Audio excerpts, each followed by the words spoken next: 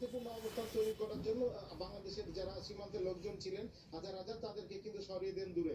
এই কারণে কিন্তু অনাকাঙ্ক্ষিত যে পরিস্থিতিটা সেটা কিন্তু এড়ানো সম্ভব হয়েছিল। আরেকটা বিষয় না বললে না তুমি একদম চুপ। সীমান্ত যেখানে কিন্তু চৌকা গত 6, 7, 8 তারিখে কাটাতারে বেড়া নির্মাণকে কেন্দ্র করে একটাও কথা বলবি না। বিএসএফ এর সাথে বিজিবির মুখোমুখি অবস্থান হয়েছিল। এখন যে অবস্থাটা চলছে তাতে রাতে আর তেমন কোনো সমস্যা নাই। বিএসএফ তাদের অতিরিক্ত সদস্য প্রত্যাহার করেছে, বিজিবিও প্রত্যাহার করেছে। লেফটেন্যান্ট কর্নেল গোলাম কিবরিয়া যেটি বলছিলেন যে বিজিবি দুঃখ প্রকাশ করার কারণে বিএসএফ দুঃখ প্রকাশ বিজিবির কাছে দুঃখ প্রকাশ করার কারণে কিন্তু পরিস্থিতি অনেকটা এখন স্বাভাবিক এবং বিজিবি সজাগ রয়েছে সীমান্তের প্রতিটি ইঞ্চি রক্ষা করার জন্য। তুমি অসংখ্য ধন্যবাদ চুয়াল যোগ দিয়েছেন চাঁপাইনবাবগঞ্জ থেকে জানাচ্ছিলেন বাংলাদেশ সীমান্ত পরিস্থিতি।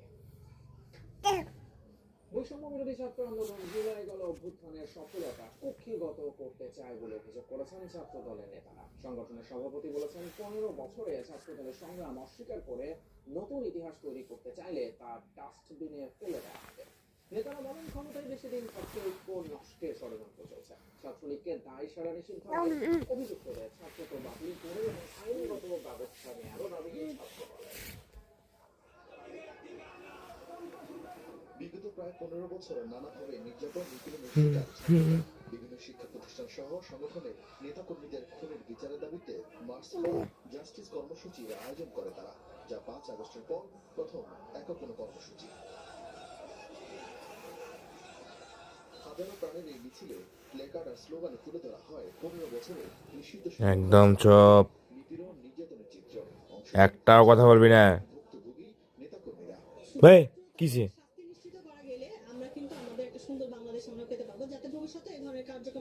আবার রে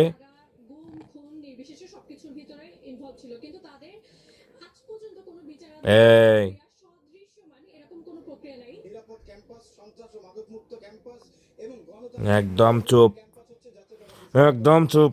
মিছিলে অংশ নেন ছাত্রদলের কেন্দ্রীয় সংসদ, ঢাকা মহানগর, ঢাকা মাইসে সাবলে এই ঘুমায়। জাহাঙ্গীরনগর বিশ্ববিদ্যালয় সহ রাজধানীর বিভিন্ন ইউনিটের নেতাকর্মীরা। একদম চুপ। শিক্ষা চিরন্তনের সামনে থেকে মিছিল শুরু হয়ে শাহবাগ। বিজিবি শান্তিপূর্ণ অবস্থান তৈরি করার জন্য বাংলাদেশের যারা সীমান্তের লোকজন ছিলেন হাজার হাজার তাদেরকে কিন্তু সরিয়ে দেন দূরে। এই কারণে কিন্তু অনাকাঙ্ক্ষিত যে পরিস্থিতিটা সেটা কিন্তু এড়ানো সম্ভব হয়েছিল। আরেকটা বিষয় না বললে না তুমি একদম চুপ। সীমান্ত যেখানে কিন্তু চৌকা গত 6, 7, 8 তারিখে কাটাতারে বেড়া নির্মাণকে কেন্দ্র করে একটাও কথা বলবি না।